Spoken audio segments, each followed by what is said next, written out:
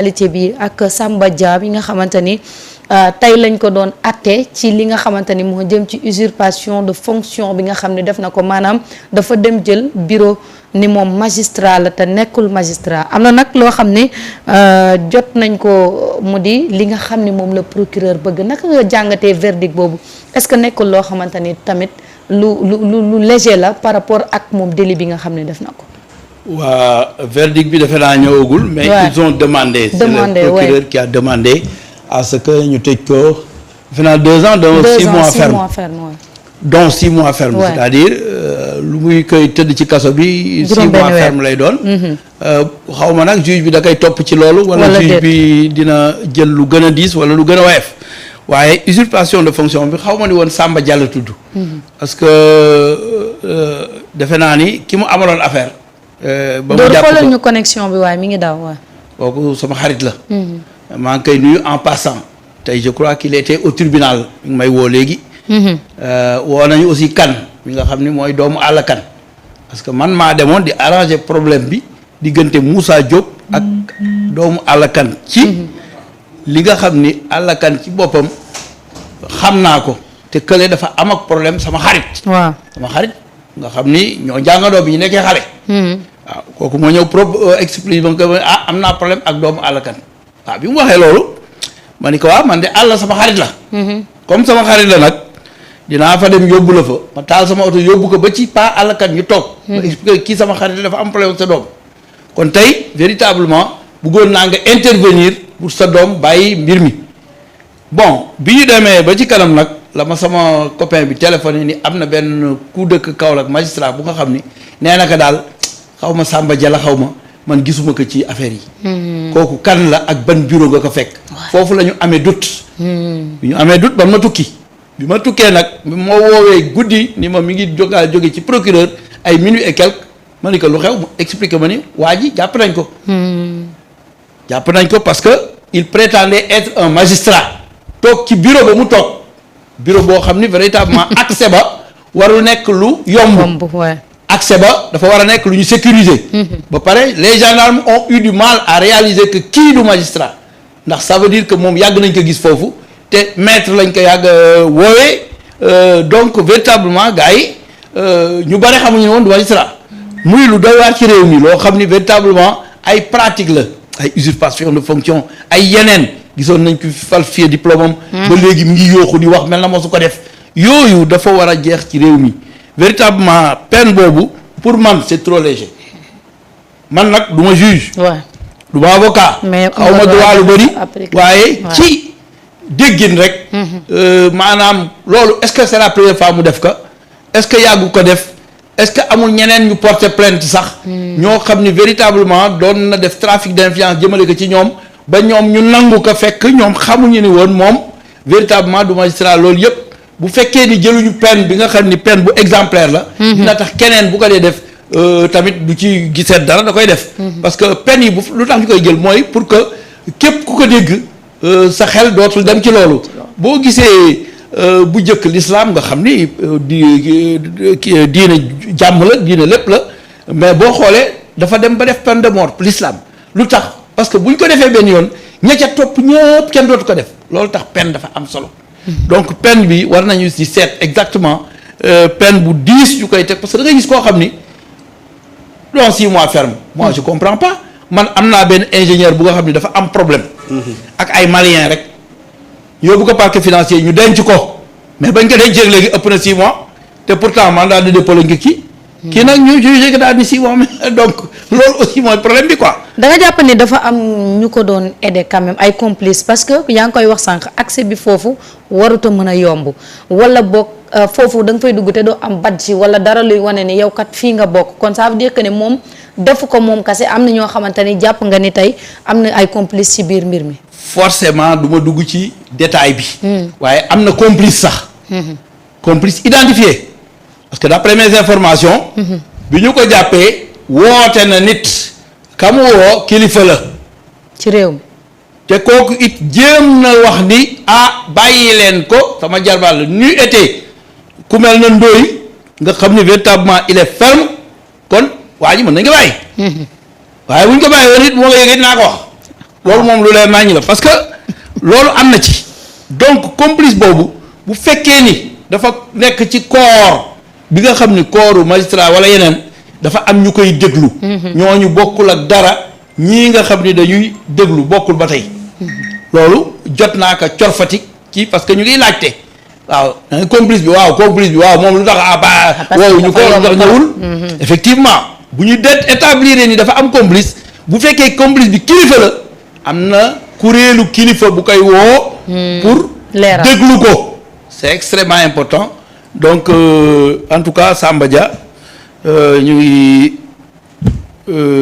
koy ñaanal de toute façon ci mu génn ci li parce que lu doy waar la ci réew te c'est pas le bon exemple donc la sanction aussi devait être exemplaire parce que li mu demandé bon mën nañ ko tëj 1 mois ferme wala 2 mois ferme parce que mu demande toujours de juge bi mën nañ topp et puis y a l'avocat là et tout ça donc yooyu yëpp daal doy na waar Samba sa gis-gis yow tam par rapport à cette situation sa turandoo bi Samba doy na waar li nga xam ne moom la procureur sàkku ci ngir ñu daan ko est-ce que nekkul nag daan boo xamante ni quand même c'est trop léger par rapport ak li nga xam ni moom la def parce que li mu def aussi ci Sénégal tamit ñuy gis ay faux médecins di gis ay yu kenn xamul faux député tey ñu dem ba magistrat quand même loolu c'est abusé. Non c'est grave parce que dañ lay wax ne rek fii au Sénégal xam nga l'usurpation de fonction notamment celle d'un magistrat est un acte grave puni par le code pénal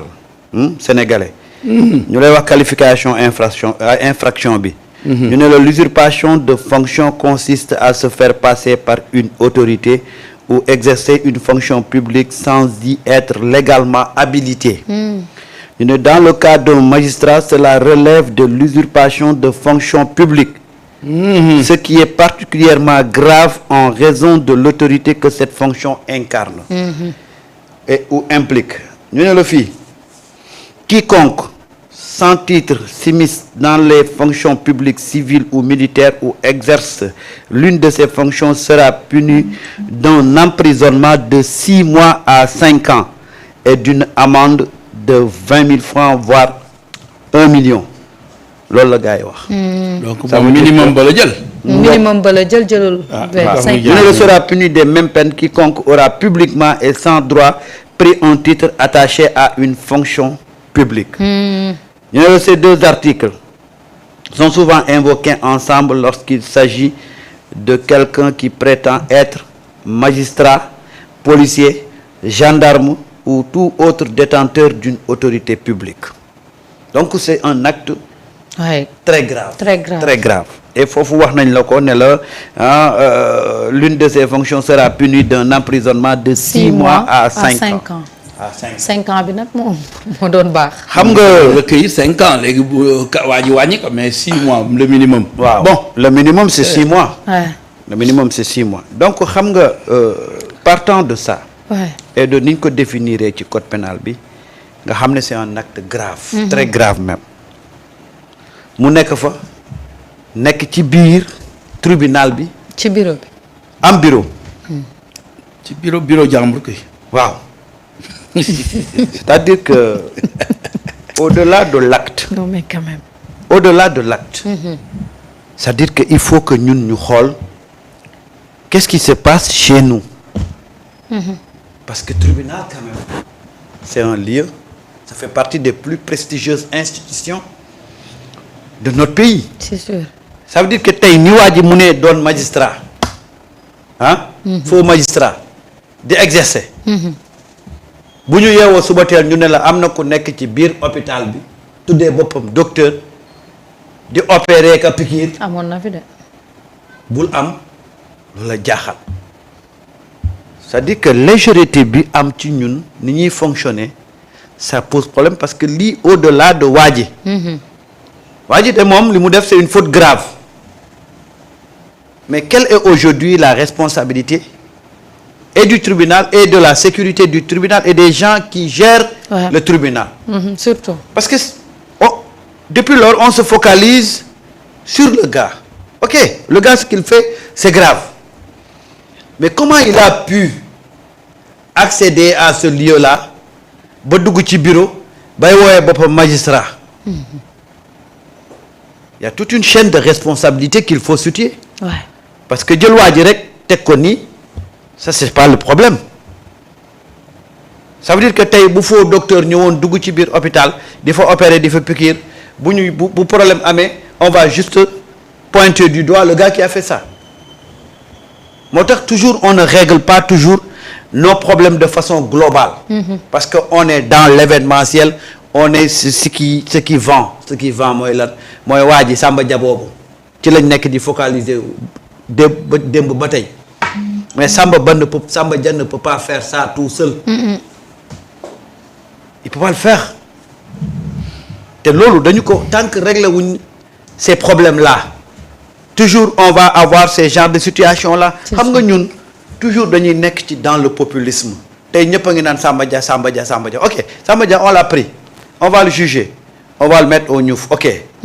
Mais est-ce que il règle le problème? Le problème reste entier. Demain encore il y aura une Marietta ci beneen institution. parce que Samba am na rek nga bëgg a créer Marietta continuer. xam nga la dame la Xarjata Tandian. du def na ko fi.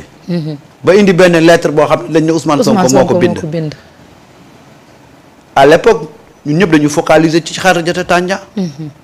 Mais on n'a pas essayé de pointer du doigt légèreté bii nekk ci suñu administration ba nit di mën a ñëw di def usurpation de fonction di traiter avec les plus hautes autorités.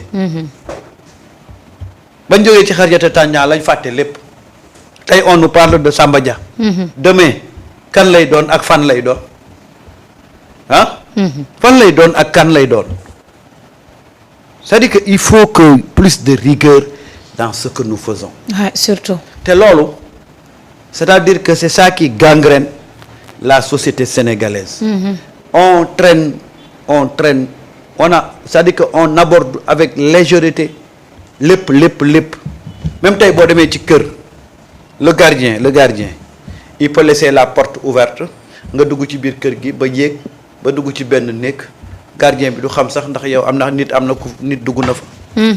C'est-à-dire que nous sommes trop légers dans notre façon de fonctionner moo tax souvent ngay dégg yi mais lii boo ko déggee da nga war a jàpp sa bopp quoi ne comment c'est possible comment quelqu'un peut usurper une fonction de magistrat ba am bureau biir tribunal.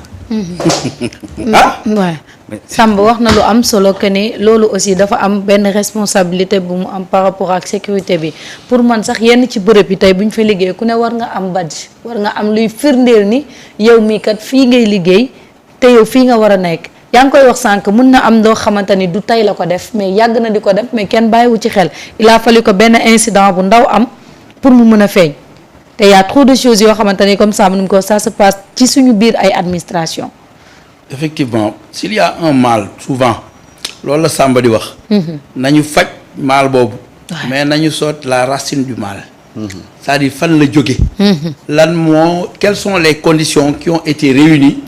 pour que loolu am c'est extrêmement important boo ko fajul mal bi day saxaat. parce que xam nga garab boo ko taggul ca reen ba dafay saxaat boo daggee ci kaw rek bàyyi dafay saxaat loolu lay wax nii effectivement tribunal boo fay dugg wala béréb yu mel noonu maison de la presse defe naa boo fay dugg il faut nga wane.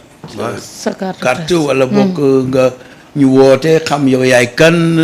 wala nga am je ne sais pas mais doo ñëw rek dugg noonu. ku fa liggéeyewul munoo fa dugg bon maintenant bu fekkee ni xam nga ka fay liggéeyee xëy na loolu mën na tax ñu jox la accès yooyu yëpp dañ ko war a segg responsabilité yi day nekk chaîne de responsabilité ñu war ko situer et j'ai confiance à la justice j'ai confiance à ceux qui sont là-bas de toute façon defe naa li ci war a am yëpp dinañ ko def xëy na du lépp la ñuy teg ci table bi mais ñoom seen biir póot bi dinañ ko fóot ci seen biir ba pare nag sanction yi ñu war a jël ñu jël ko moi je crois que c'est ça.